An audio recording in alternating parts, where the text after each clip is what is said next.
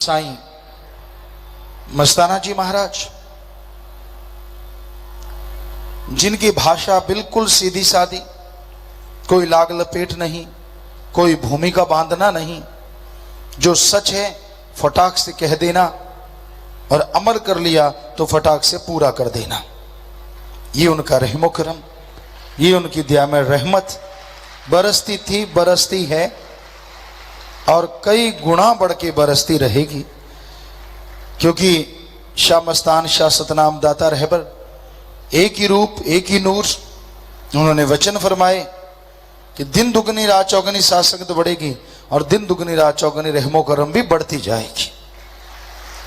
तो वाकई आज जब देखते हैं सब ग्राउंड छोटे पड़ जाते हैं और सब तेरावास, जिसे गुफा कहते थे अब नाम रखा है तेरावास, तो वो सब छोटे पड़ जाते हैं। इतने सेवादार, इतनी साथ संगत बढ़ती जा रही है और इसमें हमें तो कोई शक ही नहीं, क्योंकि सतगुरु मौला ने 100% वचन किए हैं तो वो 100% पूरे भी होने हैं। तो नेचुरली दिन दुगनी रात चौगनी उसकी दया में रहमत बरस रही है। लूट लो खजाने, कोई लूटना चाहो, कोई लॉक नहीं लगा हुआ, कोई पाबंदी नहीं है, कोई घर बार छोड़ने की जरूरत नहीं है। बस शुद्ध भावना कर लो, दृढ़ यकीन कर लो, थोड़ा सुमन सेवा कर लो, कोई कमी अंदर बाहर फिर नहीं रहेगी। उसकी रहमत से लवरेज होते जाओगे, माला माल होते जाओगे। तो साईं मस्ताना जी, जिन्होंने हिंदू मुस्लिम सिख ईसाई सर्व धर्म का पाठ पढ़ाया, सबको एक ही जगह बिठाया, जो बहुत बहुत बहुत मुश्किल है। मंदिर में कोई जाके अल्लाहू नहीं गा सकता और मस्जिद में जाके कोई राम राम नहीं बुला सकता। गुरुद्वारे में आके कोई गॉड गॉड नहीं गा सकता और गिरजाघर में जाके कोई वाहिगुरु नहीं बुला सकता। दुनिया में ये हालात हैं और सच है, ये हकीकत है। लेकिन साईं ने, मेरे मौला दाता ने ऐसा दर बना दिया, आप अल्लाह कहोगे तो भी सारे नमस्कार करेंगे, साथ वाला अगर वाहिगुरु कहेगा तो भी नमस्कार, राम गॉड कहोगे तो भी नमस्कार, क्योंकि यहां सबको पता है एक ही सुप्रीम पावर के करोड़ों नाम हैं, लाखों नाम हैं। तो ये उसकी रहमत है, उसकी दया मेहर है। साथ संगत इस पे पूरा अमल करो। होना मस्त ते रहना होशियार चाहिए। शास्त्र नाम जी दाता ने एक वचन किया, होना मस्त, मस्त रहो सुमरन के द्वारा, अपने अल्लाह वाहिगुरु सतगुरु मौला में, अच्छे कामों में, भले कामों में मस्त रहो, पर होना होशियार। आज की दुनिया, आज का युग बड़ा चालाक, बड़ा चालबाज, बड़ा शातिर है। ये ना हो कोई आपके भोलेपन का फायदा उठा के चला जाए,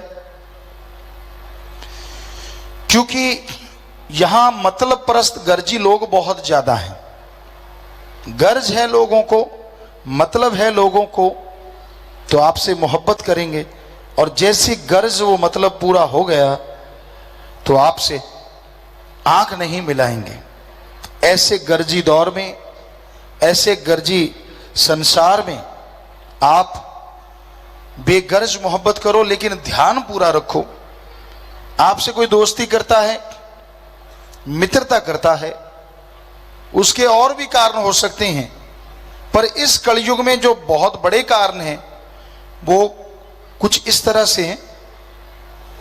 या तो आपका रुतबा बहुत बड़ा है, या फिर आपके पास पैसा बहुत है, या फिर आपकी राज पहुंच। अगर ये बातें हैं तो आपसे मित्रता करने को अनजान लोग भी आतुर रहेंगे। जमीन जायदाद बहुत है, आप हिम्मत वाले हैं, ताकत वाले हैं, शक्ति वाले हैं, दबंग हैं, तो भी आपके दोस्त बनने को लोग तैयार हो जाते हैं। या फिर बेटी, बहू, बहन कोई खूबसूरत है आपके, तो भी लोग मित्रता करने को आतुर रहते हैं। सावधान, ये कलयुग है। घोर कलयुग, आंखें मूंद के किसी पे यकीन ना करो। इसलिए बेपरवाह जी ने बहुत समय पहले ही कह दिया था कि रहना मस्त और होना होशियार चाहिए। जरूरी है जागते रहो, क्योंकि अगर आप भक्त हैं तो भगवान के लिए, पर रहे तो काल की नगरी में रहे हो। इसलिए किसी पे एकदम से यकीन मत करो, यकीन करना पड़ता है, बिना यकीन के बात नहीं बनती। हर कोई किसी न किसी पे यकीन तो करता ही है। आप ड्राइवर पे यकीन करते हैं जो बस चलाता है, सही जगह लेके जाएगा। आपको सूंघने से, देखने से, किसी भी इंद्रियों से पता नहीं चलता कि ड्राइवर वाकई सही ले जाएगा, एक्सीडेंट नहीं करेगा, पर आप यकीन करते हैं और झट से गाड़ी में बैठ जाते हैं। डॉक्टर से ऑपरेशन करवाते हैं, पहले लिखवा लिया जाता है कि अगर ऑपरेशन के दरमियान आप चल बसे तो उसके जिम्मेवार आप या आपका परिवार है। आप झट से लिख देते हैं। क्या आपकी मनो इंद्रियां, आपकी आंखें, आपका सूंघने की शक्ति, आपकी जुबान, स्पर्श की शक्ति, क्या ये बता देती है कि डॉक्टर वाकई आपका ऑपरेशन सही करेगा, आपको मरने नहीं देगा? नहीं बताती कोई भी शक्ति, पर फिर भी आप आंखें मूंद के उस पर यकीन कर लेते हैं।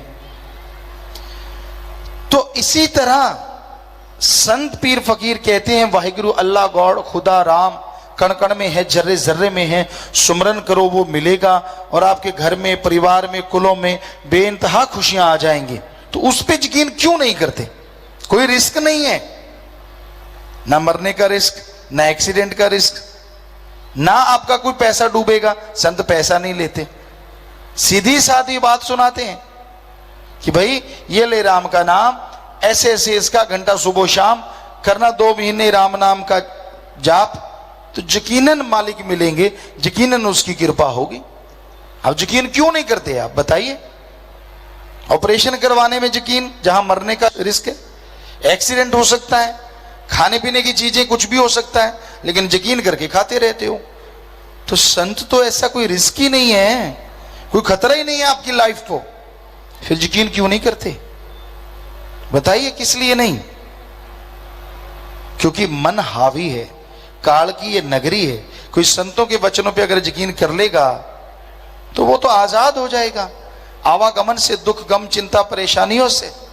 इसलिए लोग संतों के वचनों पे अमल नहीं करते, मन करने नहीं देता, काल करने नहीं देता।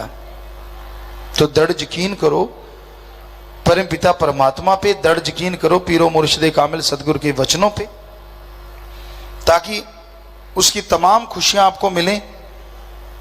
तो यही साईं मस्ताना जी महाराज ने ये सच्चा सौदा चलाया, करना सिखाया कि भाई सुना करो, अमल किया करो, तभी बेड़ा पार होगा। वचन मान के, सुन के जिंदगी में अगर अपना लोगे तो आपकी जिंदगी सुखमय हो जाएगी, आपके जीवन का कलह कलेश मिट जाएगा। आपका मन जो उचाट रहता है वो सुमरन और सेवा से ही शांत होगा, और कोई तरीका नहीं जिससे आपका मन काबू में आए। मन तो चलायमान है, एक जगह टिकता ही नहीं, हमेशा बुरे बुरे ख्याल देता है, बुरी सोच देता है, और उन बुरे विचारों, उन बुरे सोच की वजह से आदमी दुखी रहता है। मन के कहे चलो मत कोई, गुरु कहे करो तुम सोई, ये भव में गोते खिलवावे, ये गुरु से बेमुख करवावे।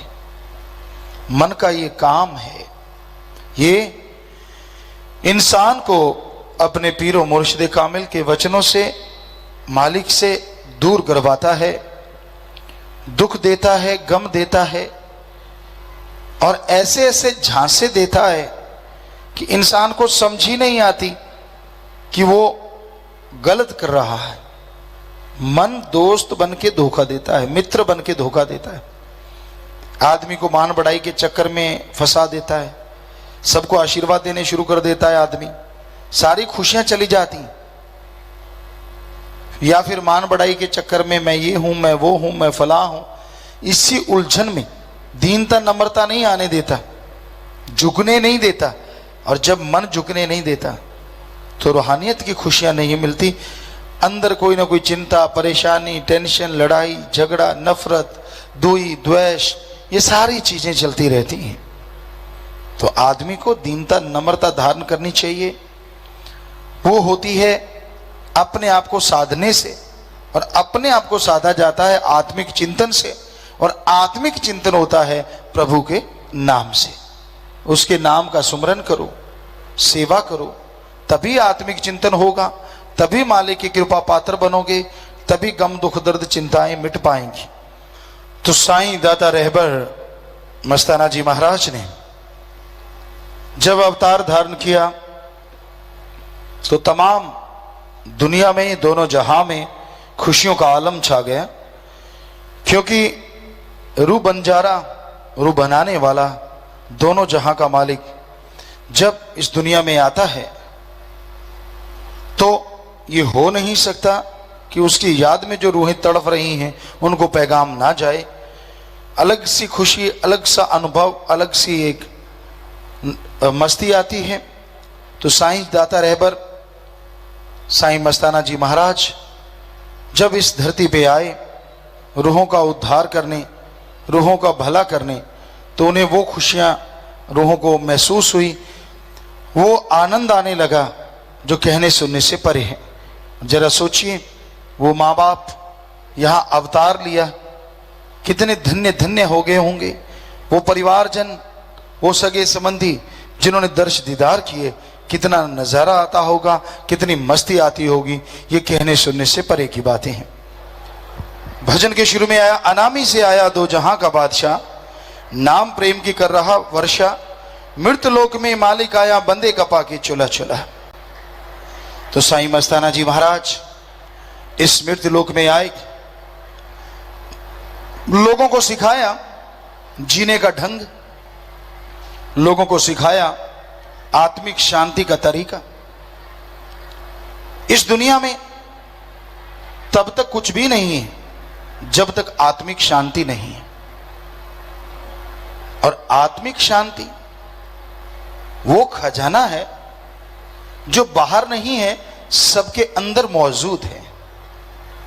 वो आत्मिक शांति, वो आत्मा का आनंद, परमानंद सबके अंदर मौजूद है, पर उसे हासिल करने के लिए अपने दिलो दिमाग का शीशा साफ करना पड़ता है। और आत्मिक आनंद ऐसा आनंद है जिसके आने से आदमी में बहुत शक्तियां आ जाती हैं। सबसे ज्यादा आती है सहन शक्ति, और सहन शक्ति से होता है आत्मा का कल्याण, आत्मा में बहार छा जाती है। अब अगर आपके अंदर सहन शक्ति है, कोई आपको बुरा बोलता है, गलत बोलता है, गलत कहता है, आपके ऊपर लेश मात्र असर नहीं होता, कहने वाले के ऊपर ही वो सारा कहा हुआ चला जाता है। मान लीजिए कोई आपको गालियां दे रहा है, बुरा बोले जा रहा है, और आप एक चट्टान की तरह सुमरन करते हैं, भक्ति करते हैं, उसकी परवाह ही नहीं करते। जैसे हाथी नहीं जाता गली में से, और कुत्ते कितने भौंकते हैं, जोर जोर से भौंकते हैं, हाथी कान हिलाता जाता है, उसके असर ही नहीं होता, और कुत्ते चौं चौं करके पूंछ टांगों में दे के वापस भाग जाते हैं, इसके तो कोई असर ही नहीं हुआ। वही हाल होता है जिनके अंदर आत्मिक शांति होती है, वो हाथी के मानित गुजर जाते हैं, और जो करने वाले होते हैं वही चूं चूं करते रहते हैं। बाद में उनके ऊपर ही वो सारी गालियां उनको ही लगती रहती हैं जो बोलता रहता है। आप आगे से रिएक्ट करते हैं तो आपको लगता है वो गाली आपको आ गई, वो गाली देते हैं तो वो खुद ही बुरे होते हैं, खुद ही उनका बुरा होता है, आपके ऊपर कोई फर्क नहीं पड़ता। इसलिए आत्मिक शांति और आत्मिक सहन शक्ति बहुत बड़ी बात है, पर ये हर किसी के अंदर मौजूद नहीं होती। इस आत्मिक शांति को हासिल करने के लिए आपको सुमरन करना है, सेवा करनी है, और मालिक को मांगते हुए आगे बढ़ना है। जब तक आप भक्ति नहीं करते, आपके अंदर से हरि रस अमृत आबो हयात प्राप्त नहीं होता। और हरि रस अमृत ही एक ऐसी आत्मा की खुराक है जो आत्मा को आत्मिक शांति देती है और आत्म बल सहन शक्ति देती है। तो इसलिए सुमरन करना सच्चे मुर्शिदे कामिल ने बताया, नाम प्रेम की कर रहे वर्षा, अनामी से आया दो जहां का बादशाह। तो मुर्शिदे कामिल आए, नाम के बारे में बताया, आपस में प्यार करो, प्रेम करो, तुम सबसे भाई प्रेम करो। कभी नहीं कहा कि नफरत करो, ईर्ष्या करो, द्वेष द्वेष करो। प्रेम करो आपस में भाई। प्रेम में राम समाया है, प्रेम रूप में बैठा मालिक, प्रेम से ही प्रभु पाया है। हर धर्म में यही समझाया है, हर धर्म में यही बताया है कि आपस में बेगर्ज निस्वार्थ भावना से प्यार करो। कभी किसी का दिल ना दुखाओ, कभी किसी को बुरा ना कहो, सबका भला मांगो, सबके भले के लिए प्रार्थना करो। और जो सुन के मान लिया करते हैं उन्हें ही तमाम खुशियां मिलती हैं। तो सबका भला करना, नाम जपना, ये सतगुरु मुर्शिद ने हमें बताया। नूर नूरानी मुखड़ा नूर से भरा, आवाज तेरी ने सब पे जादू जी करा। रूहें दर्शन पाके बोली रब बनाया ढोला ढोला। मुर्शिद कामिल दाता रहबर जब इस धरती पे आए तो उनका नूरे जलाल लिखने बोलने कहने से परे की बात। कई लोग ये कहते हैं कि गुरु कैसा होता है। सुखदेव मुनि की बात आती है, उदाहरण आता है। पहले तो वो रिद्धि सिद्धि या उनमें फंसे थे, और जैसे उन्हें पूर्ण गुरु मिला राजा जनक, तो उनसे पूछा गया उनके पिता ने कि भाई आप बड़ा गुरु गुरु करते हो, पहले तो आप गुरु को मानते ही नहीं थे, गुरु होता ही नहीं, ऐसा कुछ था ही नहीं, और अब आप रूहानी गुरु का चर्चा करते हो। बताओ आपका गुरु कैसा है, क्या वो चंद्रमा जैसा है? तो सुखदेव मुनि जी बोले उसमें तो बहुत आग है। कहते क्या सूरज जैसा है? कहते उसमें तो बहुत ताप है। मेरा गुरु बहुत ठंडक देता है, उसमें दाग नहीं, बहुत तेज है उसमें, पर ताप नहीं, उसमें तो नजारे ही नजारे हैं। तो उसके पिता कहने लगे वेद व्यास जी क्या फिर कैसा है तेरा गुरु? हैरानी की बात है। कहता मेरा गुरु गुरु जैसा है, उसके तुलना की कोई लायक ही नहीं है, मैं किससे तुलना करूं, कैसे तुलना करूं? तो साईं मस्ताना जी महाराज के नूरी स्वरूप की तुलना किससे करें और कैसे करें, ये कुछ नजारा नजर नहीं आता, क्योंकि वो जैसा था वैसा ना कोई था और ना कोई हो सकता है, क्योंकि वो एक ही था। मुर्शिद कामिल दाता रहबर, सूरज की रोशनी की तुलना आप किसी से कभी कर नहीं सकते। क्या आप बता सकते हैं सूरज किस जैसा है? नहीं बता सकते, क्योंकि सूरज जैसा कोई दूसरा नहीं है। सोचने वाली बात, जिस मालिक ने ऐसे अरबों करोड़ों सूरज बनाए हैं, क्या उस जैसा कोई दूसरा हो सकता है? कैसे करें उसकी तुलना, किससे करें उसकी तुलना? तो नूर नूरानी मुखड़ा नूर से भरा, आवाज तेरी ने सब पे जादू जी करा। तो साईं सावन शाह जी महाराज ने बोला कि आपकी आवाज अल्लाह की आवाज होगी। जब बोलोगे तो लोग मस्त हो जाया करेंगे, बोलोगे लोगों के दिलो दिमाग में जमीर में खुशियां आ जाया करेंगी। और वास्तव में ऐसा होते देखा और देखते हैं ये उनका रहमो करम कैसे बरसता है।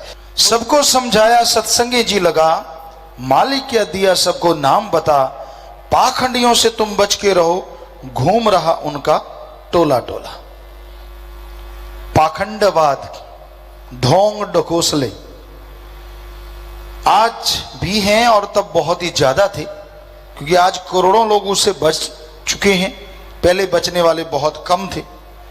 बड़े पाखंडवाद हैं, दिन बुरे हैं, जन्म लेने का टाइम बुरा है। आप इन चक्कर जमेलों में पड़ जाते हैं और फिर दुखी होते रहते हैं, जबकि बुरे हैं इंसान के कर्म, अच्छे हैं इंसान के कर्म। अच्छे करोगे तो आपका आने वाला टाइम अच्छा हो जाएगा, बुरे करोगे तो आने वाला समय बुरा हो जाएगा। तो ये सब पाखंडवाद समाज में भरे पड़े हैं। छींक मार दी तो अपशगुन है, आंख फड़क गई तो अपशगुन है, बिल्ली रास्ता काट गई तो अपशगुन है। इतने अपशगुन बना लेते हैं लोग कि उसके तंग दायरे में फंस के दुखी होते रहते हैं, परेशान होते रहते हैं। मेरे ये हुआ, मेरे वो हुआ, आज ये नहीं वो नहीं, ये सब झूठ है, ये सब पाखंडवाद है, इनमें कुछ भी नहीं रखा। आदत पड़ जाती, बच्चे पढ़ने वाले, मेरा ये पेन बहुत बढ़िया है, इससे पेपर करूंगा तो नंबर ज्यादा आएंगे। वो पेपर का सिक्का खत्म हो गया, कहता हमारा क्या, मेरे तो पेपर। आप साइको बना लेते हो, पेन में कोई आंसर थोड़े भरे हुए हैं, ये फजूल है। ठीक है, हाथ पे कोई पेन चढ़ जाता है, उसकी हैंडराइटिंग अच्छी हो जाती है, बड़ा वो एक अलग चीज है, लेकिन ये सोच लेना कि इसके बिना मेरे पेपर अच्छे होंगे ही नहीं, तो ये साइको है आपका, गलत है ये सारा। तो अलग अलग लोगों को अलग अलग भावना होती है, अलग अलग पाखंडवाद हैं। कोई भूत प्रेत का मारा हुआ है, जबकि भूत प्रेत इस धरती पे होते ही नहीं। भूत प्रेत तो ऊपर रूहानी मंडलों पे हैं। जो लोग बहुत बुरे कर्म करते हैं उनको भूत प्रेत जिन चुड़ैल की जोनी में डाला जाता है। यहाँ लाखों किलोमीटर तक अंधकार होता है, शरीर उनके कारण बनते हैं, कट कट के गिरते हैं, सूक्ष्म शरीर फिर बनते हैं, फिर कटते, कटने का दर्द बेहद होता है, बनने का दर्द बेहद होता है, और वो आत्माएं चिल्लाती रहती हैं, रोती रहती हैं। उनको कहते हैं भूत प्रेत या जिन चुड़ैल की जोनी। अब किसी के अंदर भूत प्रेत घुस गया, वो तो भगवान से बड़ा हो गया ना फिर भूत प्रेत, क्योंकि भगवान के हुक्म के बिना आत्मा किसी शरीर में जाती नहीं, और वो तो जब मर्जी किसके अंदर घुस जाते हैं। ये बकवास है, सब झूठ है। और आप देख लेना, ज्यादातर जो गरीब तबका है, भूत प्रेत उनके अंदर ही रहते हैं। भूत प्रेतों ने रहना है तो जो जहाज पे सफर करते हैं उनके अंदर क्यों नहीं घुसते? मजा आ जाए भूत प्रेतों को। खाना एक देश में खाएं सुबह का, रात का दूसरे देश में खाएं, और जहाज पे उड़ के मजे भी लें। क्यों नहीं घुसते उनके अंदर? क्योंकि अज्ञानता ही भूत है, कोई भूत प्रेत नहीं होता। ये सब मन का किया धरा है, ये सब मनमते है, गुरुमता ऐसा कुछ भी नहीं। तो ये पाखंडवाद, ये ढोंग ढकोसले, ये जो आप जन्म कुंडली बना लेते हैं और उसमें फिर वो तरह तरह के दोष लिख देते हैं, और आप नोट निकालो दोष गायब हो जाते हैं। तो ये सब किसी भी चक्कर में पड़ने की जरूरत नहीं है। चेक करवाना है तो आप ब्लड चेक करवाएं, ज्यादा ही अगर आपको है तो आप अपने बेटा बेटी या सामने जिससे शादी करने जा रहे हैं उसका भी, दोनों का ही ब्लड चेक करवाओ।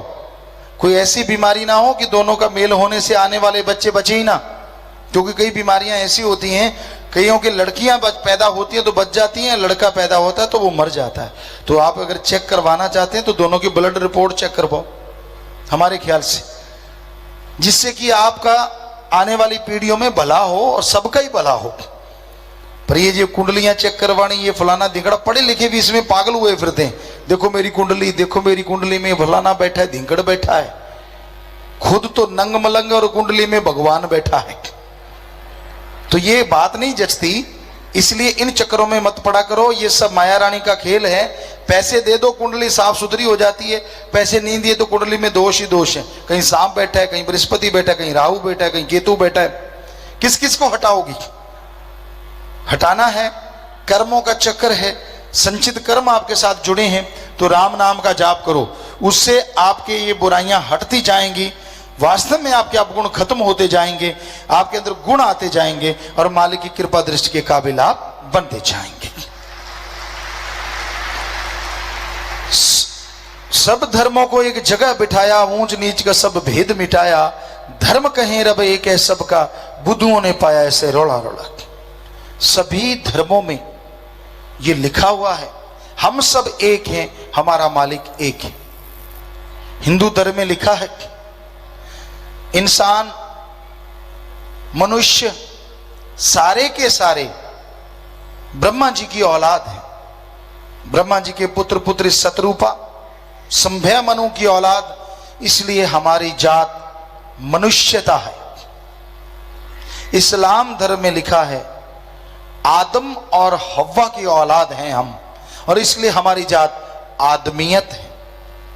सिख धर्म में लिखा है मानस की जात सब एको पहचान वो, और ईसाई धर्म में लिखा है इंसानियत ही हमारी जात है। तो कोई ऊंच नीच नहीं, कोई छोटा बड़ा नहीं, सब एक मालिक की औलाद। पढ़ने लिखने से आदमी की मनोदशा उतनी नहीं बदलती जितना कि सत्संग में आने से। पढ़े लिखों को जातिवाद करते देखा है हमने, ऊंचे बड़े छोटे करते लड़ते झगड़ते देखा है हमने, पर सत्संग में आके अनपढ़ भी इन चीजों से छुटकारा कर जाते हैं और सब में आपस में प्यार करने लग जाते हैं। क्योंकि सत्संग में ऐसी पढ़ाई होती है जिसमें इंसानियत बुलंद होती है, जिसमें इंसानियत का दर्जा बढ़ जाया करता है। तो इसलिए सबका मालिक एक है, हम सब एक हैं। आप जब बीमार हो जाते हैं, मालिक ना करें, आपके जो खून लगाया जाता है, क्या पता वो किस धर्म जात मजहब का है, पर आदमी का खून आदमी को लग जाता है और आदमी बच जाता है। आदमी के पशुओं का खून नहीं लगता, और ये मालिक की कृपा लगे भी ना कभी, वरना पशु तो बचते ही ना, इस दुनिया में होते ही ना। उनका सारा खून तो आदमी पी जाते, नहीं लगा लेते, मतलब तो एक ही है। इसलिए आदमी के खून आदमी का लगता है, और चाहे किसी भी धर्म वाले का खून, हिंदू का खून मुसलमान के लगा दो, मुसलमान का खून सिख के लगा दो, सिख का खून ईसाई के लगा दो, ब्लड ग्रुप सेम है तो सबका खून सबके लग जाएगा और सबके सब तंदुरुस्त हो जाएंगे। बताओ फिर फर्क कहां है? गंदी सोच में फर्क है।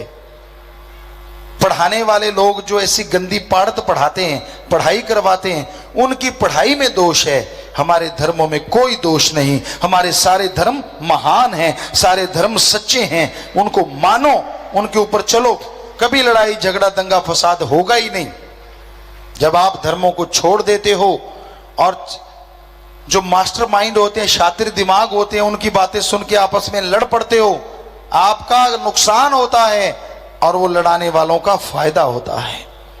इसलिए किसी की बातों में ना आया करो, अपने दिमाग का इस्तेमाल करो। संत पीर फकीर जो सत्संग में कहते हैं उस पर अमल किया करो। आगे आया जी, छोड़ो नशे सबको बर्बाद किया, मांस अंडा दे राक्षस बना, बंदे को बंदा खाने लगा, अपने ईमान से डोला डोला। साइंस कहती है वी आर प्योर वेजिटेरियन। अब मान गई है साइंस की आदि मानव भी शाकाहारी हुआ करते थे। धर्म कहते हैं मांस मछुरिया खात है सुरा पान के हेत, ते नर जड़ से जाएंगे जो मूली का खेत। बकरी पाती खात है ताकि काटी खाल, जो बकरी को खात है ताका कौन हवाल। धर्म भी कहते हैं, साइंस भी कहती है। कई लोग कहते हैं ये तो मूंग की दाल खाने वाला है, इसमें ताकत कहां से आ गई। आपकी जानकारी के लिए बता दें, अंडे से डबल ताकत होती है मूंग की दाल में, अंडे से दुगनी ताकत। अंडे में प्रोटीन 12-13% होता है, और जबकि मूंग की दाल में प्रोटीन 23 से 24% होता है, जिससे ये मसल बनते हैं, बॉडी बनती, शरीर बनता है। और बल्कि ये तो मीट से भी ज्यादा ताकत होती है। मीट में 22, चिकन मीट 22 से 24% प्रोटीन होता है, जबकि मूंग, मैसूर, राजमा, चने, मूंगफली में 24 से 30% प्रोटीन होता है। और ताकत के लिए खाना है तो आप दूध में से निकला हुआ प्रोटीन, या फिर सोयाबीन का प्रोटीन जो 43 से 47%, अंडे से 3 गुना ज्यादा, और मां से सीधा ही दुगनी ताकत होती है। और उदाहरण भी है। कई लोग कहते मांस अंडा नहीं खाएंगे तो ताकत कहां से आएगी। उनके हिसाब से तो हाथी बेचारा कमजोर रह जाता है, क्योंकि वो तो मांस अंडा खाता नहीं। और दुनिया में, धरती पे आज के टाइम में सबसे पावरफुल कोई है तो वो है हाथी। कहते हैं उसके ऊपर 4-5 शेर भी चढ़ जाएं, लेके दौड़ जाता और पटक देता है।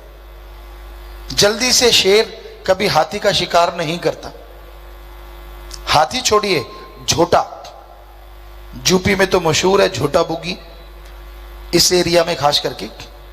और आपको बता दें, साउथ अफ्रीका में जो झोटे होते, जंगली झोटे, उनमें इतनी ताकत होती है, इतनी ताकत होती है, 2-3 शेर तो उनके सामने दुम दबा के भाग जाते हैं। और कहते हैं शेर को शेर की मांद से निकाल के दौड़ा सकता है तो वो है अफ्रीकन झोटा। जब झोटा उन भैंसों का झुंड जाता है, सामने अगर शेर की मांद हो, शेरनी सुई हो, शेर काफी सारे हों, तो भी कहते हैं वो झोटे डरते नहीं बल्कि शेरों की तरफ दौड़ के जाते हैं और शेर भाग जाते हैं और वो झोटे उनके बच्चों को भी कुचल देते हैं, मार देते हैं। इतनी ताकत होती। शेर अगर किसी झोटे को मारे, एक शेर नहीं मार सकता। जो पूरे पावरफुल शेर होते हैं वो 4, 5, 6 मिलके झोटे को मारते हैं और उसको मारने में झोटा कईयों की टांगें तोड़ देता है और कई शेरों को घायल कर देता है। इतनी ताकत होती है। शेर खाता है मांस और झोटा क्या खाता है? घास फूस। ताकत किस में ज्यादा है? घास फूस में ज्यादा होगी ना, जिसे लोग घास फूस ही बताते हैं शाकाहारी भोजन को। तो ये आपकी गलत फहमी है। ये जो दूब होती है उसमें भी इतनी पावर होती है, कहने सुनने से परे। आयुर्वेदा बताता है दूब, कई लोग होते हैं ना दूब का एक तिनका बीच का निकालते हैं और कच्चा कच्चा दूब खा जाते हैं, तो उसमें बहुत पावर होती है, बहुत शक्ति होती है। घास खाने ना लगे जाना, वैसे बताते हैं आपको। हाँ, आप डॉक्टरों से पूछ लेना। हमारा जो पित्ता है मे भी, ये पित्ता जो है ये तब बना ही इसलिए था कि लोग घास ज्यादा खाते थे, पूर्वज हमारे जंगलों में रहते थे। और आजकल तो पित्ता, क्योंकि घास आप खाते नहीं और पित्ता में पथरियां शुरू हो गई हैं, बेचारा खाली है। तो मालिक ने सब कुछ बनाया शाकाहारी जीवों के लिए। बहुत ताकत होती है शाकाहारी वस्तुओं में, इस भरम में मत रहो। तो इसलिए मांस अंडा नहीं खाना चाहिए, क्योंकि ये राक्षसी खाना है। आपका घर भी राक्षस प्रवृत्ति और शरीर भी राक्षस प्रवृत्ति का हो जाएगा अगर मांस अंडा लगातार खाते रहोगे और रोगों के घर बन जाओ। आगे आया जी, रहमत का भक्तों पे असर हुआ, सेवा करें बर्दी तेरे नाम की पा, तन मन धन जो करें कुर्बान, दो जहां से भरे उसका तू झोला झोला। शास्त्राम जी की नेस वेलफेयर फोर्स विंग की वर्दी जो है वो मुर्शिद कामिल के नाम की वर्दी, जो पहन लेता है अलग से खुशी आती है, और जब पहन के सेवा करता है तो वो तमाम खुशियां दौड़ी चली आती हैं जो उनके कर्मों में नहीं हुआ करती। सो मुर्शिद कामिल ऐसा करते हैं। ये उन्हीं का रहमो करम है कि आज लोग गर्व से इस वर्दी को पहनते, गर्व से इस वर्दी को पहन के चला करते हैं। बाकी गर्व करने वाली बात है, कोई भी दुनिया में ऐसी सेना नहीं है जो बिना पैसा लिए, बिना तनख्वाह लिए लोगों की जान बचाती हो, लोगों का भला करती हो, लड़ती नहीं बल्कि लड़ने वालों को रोकती हो। ऐसी एक ही शास्त्राम जी की नेस वेलफेयर फोर्स विंग फोर्स है जो ऐसा करती है, तनख्वाह भी नहीं लेती और अपनी जान पे खेल के लोगों की जान बचाती है, जिनकी संख्या लगभग 60,000 के करीब आज हो चुकी है, जो अपने आप में बहुत बड़ी बात है। नौजवान भाई बहन, अधेड़ भाई बहन सब लोग इसमें शामिल हैं जो सेवा कर सकते हैं। तो इन सबको बहुत आशीर्वाद। ये मालिक का रहमो करम है, उन्हीं की दया में रहमत हुई कि लोगों ने ये वर्दी को अपनाया और अपना रहे हैं जोर शोर से। चोज तेरे दो जहां से अजब शहनशाह, तू शाह मस्ताना तू ही सतनाम शाह, मीत खाक पे रहमत लुटा के अपना बना लिया चोला चोला। इस बारे में लिखा बताया है। संतों की वाणी बताती है कि यदि सारी धरती को कागज बना लिया जाए, सारे वृक्षों की कलमें, 7 समुद्रों की स्याही हो और लिखने बैठ जाएं, फिर भी गुरु की महिमा नहीं दर्शा सकेंगे। तो भाई उस मुर्शिद कामिल दाता रहबर की जो जान बचा देता है, जो मुर्दों में जिंदगी डाल सकता है, उसका ऋण कोई कैसे चुका सकता है? कैसे ऋण चुकाया जा सकता है उस मुर्शिद कामिल का, दाता रहबर का, कुल मालिक परमपिता परमात्मा का? इसलिए कितना भी गाते जाओ, कितना भी बोलते जाओ, लिखते जाओ, वो कम है। पर जो लिखते बोलते गाते जाओगे उसके बदले में खत्म हो जाते सारे गम हैं, इसमें कोई दो राय नहीं।